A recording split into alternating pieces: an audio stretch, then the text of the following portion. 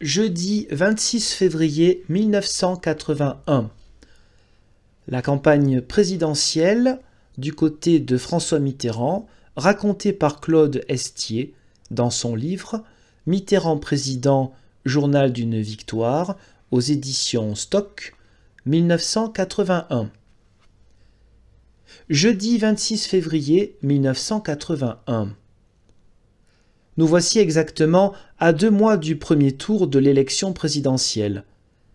Tous les participants à la compétition sont en place à l'exception d'un seul, dont on annonce pour la semaine prochaine l'entrée en scène officielle.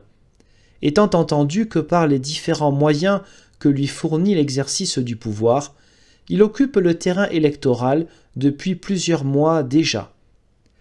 L'un de ceux qui approchent assez souvent le président sortant m'affirmait l'autre jour qu'il ne parle jamais de l'élection.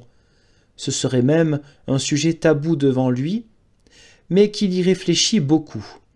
On le comprend. Les choses ne se présentent, en effet, pour Valéry Giscard d'Estaing, ni comme en 1974, ni même comme il les envisageait il y a seulement quelques mois.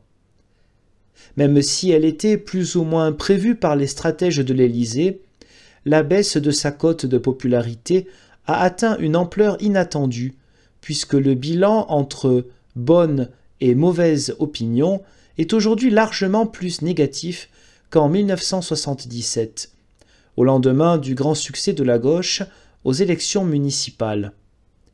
Il lui avait fallu alors plus d'1 an pour remonter la pente. La décision du PCF de rompre l'union de la gauche lui ayant singulièrement facilité la tâche à la veille des élections de 1978. Or, Giscard se trouve actuellement dans une situation complètement différente. Même si on peut être assuré qu'une fois candidat, et même avant si l'on se réfère à la campagne publicitaire déjà engagée par la pseudo-Association pour la démocratie, il ne lésinera pas sur les moyens, même s'il convient d'accueillir avec réserve les sondages qui le donnent perdant devant François Mitterrand. Il reste vrai qu'il ne dispose que d'un court délai pour recréer en sa faveur une dynamique freinée par les obstacles imprévus.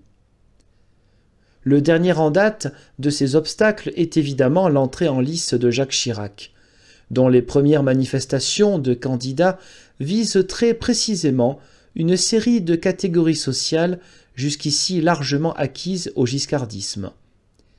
Il est facile de rétorquer à Chirac que son programme économique est parfaitement démagogique, qu'il n'a rien fait quand il était Premier ministre de tout ce qu'il propose maintenant et qu'il a, au contraire, d'un bout à l'autre du septennat, soutenu de ses votes et de ceux de son parti, la politique qu'il condamne. Mais là est précisément le danger pour Giscard. Dans la mesure où Chirac et lui représentent en gros la même politique, il ne faut jamais oublier que sans Chirac, Giscard ne l'aurait pas emporté il y a 7 ans. La partie de l'électorat de droite aujourd'hui prête à se détourner du président sortant peut être tentée par le changement dans la continuité que lui propose le maire de Paris. Les derniers sondages indiquent d'ailleurs qu'à la progression enregistrée par Chirac depuis l'annonce de sa candidature correspond une nouvelle baisse de Giscard, qui se situerait désormais au premier tour nettement au-dessous du seuil de 30%. Il ne s'agit donc pas pour celui-ci d'une mince affaire, surtout si l'on tient compte des moyens financiers considérables dont semble disposer Chirac et dont la débauche d'affiches géantes et de pages publicitaires dans l'ensemble de la presse donne une première idée.